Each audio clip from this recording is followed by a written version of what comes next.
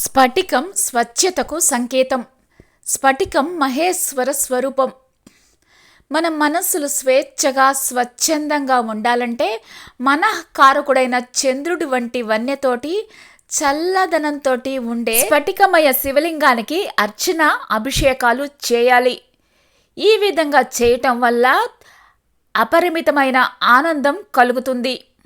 శివుని శరీరం శుద్ధ స్ఫటిక సంకాశం. సాక్షాత్తు శివస్వరూపమైన స్ఫటికలింగాన్ని ఆరాధించి సేవిస్తే ముక్తి లభిస్తుంది. శివారాధనలో కొన్ని లింగాలను కొంతమంది మాత్రమే పూజించాలి.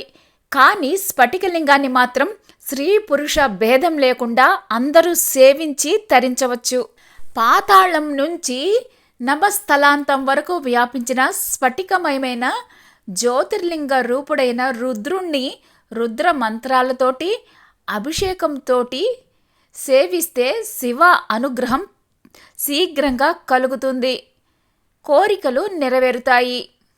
స్ఫటిక శివలింగం అత్యంత విశేషమైనది. కొన్ని శివలింగాలను పూజించటం వలన ఆరోగ్యం, ఐశ్వర్యం, మోక్షం లభిస్తాయి.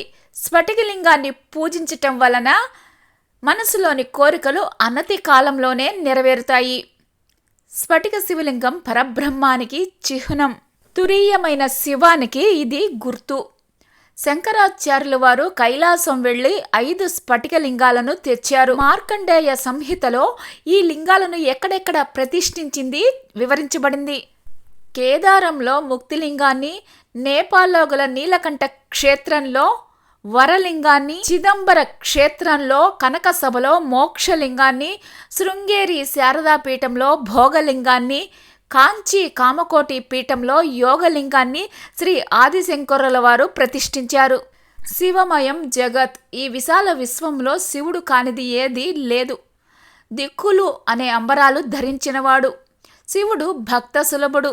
జడమైన జగతికి చైతన్యాన్ని ప్రసాదించే లయకారుడు. స్ఫటికలింగాన్ని ప్రథమంగా మహాశివరాత్రి రోజు కానీ, శుక్రవారం లేదా సోమవారం రోజు కానీ పూజా మందిరంలో ప్రతిష్ఠించి అభిషేకించాలి.